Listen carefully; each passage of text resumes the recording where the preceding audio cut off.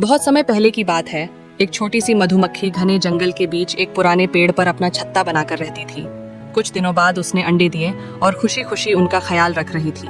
लेकिन एक रात भयंकर आंधी आई और तेज हवा ने उसके छत्ते को तोड़ दिया। सारे अंडे जंगल की एक बड़ी नदी में बह गए। मधुमक्खी बहुत दुखी हुई और नदी के किनारे जाकर रोने लगी। उसने नदी से विनती की, कृपा करके मेरे अंडों को मुझे लौटा दो, वे मेरी जिंदगी हैं। नदी तेज बहती रही और कोई जवाब नहीं दिया। मधुमक्खी और जोर से रोई और बोली, अगर तुमने मेरे अंडे नहीं लौटाए तो मैं तुम्हें पूरी तरह रोक दूंगी। तुम्हारा सारा पानी सोख लूंगी या बांध बनाकर तुम्हें सूखा दूंगी। यह सुनकर नदी जोर से हंसी और बोली, एक छोटी सी मधुमक्खी मेरी विशाल धारा को रोक देगी? यह असंभव है। हाँ हाँ हाँ। मधुमक्खी क्रोध से भर गई और अपनी छोटी सी टांगों से मिट्टी इकट्ठा करके नदी के किनारे बांध बनाने लगी। वह थकती नहीं, लगातार काम करती रही। जंगल के अन्य जीव जंतु जैसे खरगोश, लोमड़ी और पक्षी उसे देखकर पास आए और पूछा, बहन क्या हो गया, तुम यह क्या कर रही हो? मधुमक्खी ने सारी कहानी सुना दी। वे सब गंभीर होकर बोले, यह तो नामुमकिन है। इतनी बड़ी नदी को तुम अकेली नहीं रोक सकती। अपना जिद छोड़ो और कहीं और छत्ता बना लो।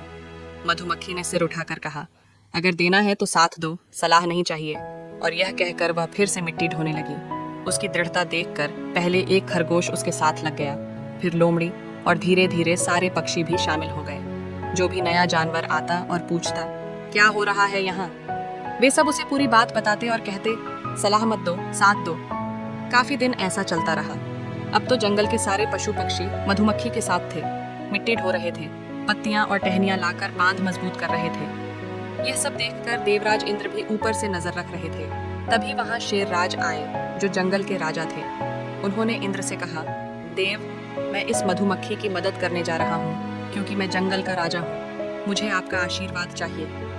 इंद्र ने मुस्कुराकर कहा, लेकिन तुम सब मिलकर भी इस नदी को नहीं रोक सकते। यह व्यर्थ प्रयास है, बेहतर है रुक जाओ। शेरराज ने दृढ़ स्वर में जवाब दिया, फिर भी अगर देना है तो साथ दीजिए, सलाह नहीं। यह सुनकर इंद्र के पास कोई तर्क नहीं बचा और वे खुद मधुमक्खी की सहायता के लिए उतर आए।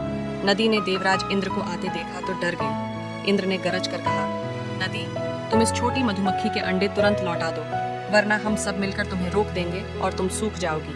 नदी भयभीत हो गई और सभी से माफी मांगते हुए मधुमक्खी के अंडे लौटा दिए। मधुमक्खी अपने अंडे पाकर बेहद खुश हुई और सबका शुक्रिया अदा किया जिन्होंने उसकी मदद की। दोस्तों, इस कहानी से हमें कई महत्वपूर्ण सबक मिलते हैं। जब किसी को साथ की जरूरत हो तो साथ दो, सलाह नहीं। मधुमक्खी और जंगल के जीवों ने एक दूसरे का साथ दिया और सफल हुए। छोटे छोटे प्रयास भी बड़े बदलाव ला सकते हैं। देवता भी सच्चे प्रयासों का साथ देते हैं। ये सबक हमें जीवन में दूसरों के साथ सहयोग और समर्थन के महत्व को सिखाते हैं।